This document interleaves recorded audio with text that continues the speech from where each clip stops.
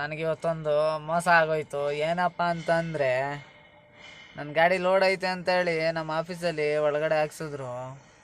1 hour 2 ಅವರು loading ಪಾಯಿಂಟಲ್ಲಿ ಇತ್ತು ಗಾಡಿ. ಆಮೇಲೆ ಲೋಡ್ ಇಲ್ಲಪ್ಪ ಅಂತ ಆಚೆ ಹಾಕಿದ್ರು. ಲೋಡ ಆಗಲ್ಲ ಇವತ್ತು, ಗಾಡಿ ಆಚೆ ಹಾಕಪ್ಪ, ನಿನ್ನ ಗಾಡಿಗೆ ಲೋಡ್ ಇಲ್ಲ ಅಂತಂದರು. ನನಗಂತೂ ಬೇಜಾರಾಗೋಯ್ತು ಗುರು. ಬೆಳಗ್ಗೆಯಿಂದ ಖುಷಿ ಆಗಿದ್ದೆ. ಅವ್ರು ಯಾವಾಗ ನನ್ನ ಗಾಡಿ ಆಚೆ ಹಾಕ್ಸಿದ್ರು ಬೇಜಾರಾಗೋಯ್ತು ನನಗೆ ಸಿಕ್ಕಾಪಟ್ಟೆ. ನನಗಂತೂ ಸಖತ್ ಬೇಜಾರಾಗೋಯ್ತು ಗುರು. ನನ್ನ ಗಾಡಿ ಇದ್ದಿದ್ದ ಜಾಗದಲ್ಲಿ ಇನ್ನೊಂದು ಬೇರೆ ಗಾಡಿ ಹಾಕಿದ್ದಾರೆ. ಆ ಗಾಡಿಗೆ ಲೋಡ್ ಇದೆಯಂತೆ, ನನ್ನ ಗಾಡಿಗೆ ಲೋಡ್ ಇಲ್ಲ. ಯಾರ್ದೋ ಕಣ್ಣು ಬಿದ್ದುಬಿಟ್ಟೈತೆ ಗುರು. ಏನು ಕತೆ ಅಂತ ಗೊತ್ತಿಲ್ಲ. ಭಗವಂತ ಏನು ಮಾಡ್ತಾನೋ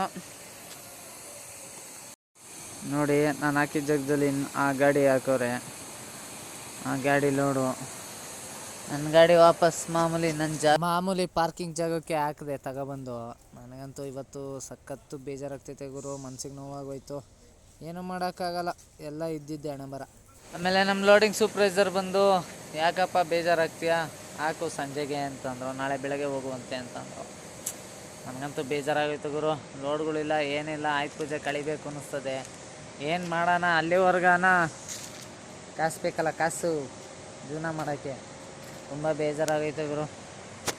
ನೋಡಿ ನನ್ನ ಗಾಡಿ ಬೆಳಗ್ಗೆಯಿಂದ ನಿಂತಿರೋದು ಹಂಗೆ ನಿಂತೈತೆ. ಏನು ಮಾಡೋಕ್ಕಾಗಲ್ಲ ಗುರು, ಅಷ್ಟೇ ಜೀವನ.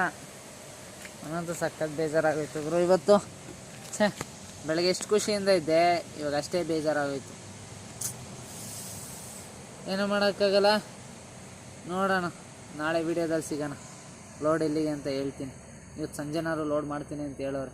ದೇವ್ರ ದಯೆಯಿಂದ ಲೋಡ್ ಮಾಡಿದ್ರೆ ಸಾಕು ಅನ್ನಿಸ್ತೈತೆ ನನಗಂತೂ. ಓಕೆ ಫ್ರೆಂಡ್ಸ್, ಬಾಯ್.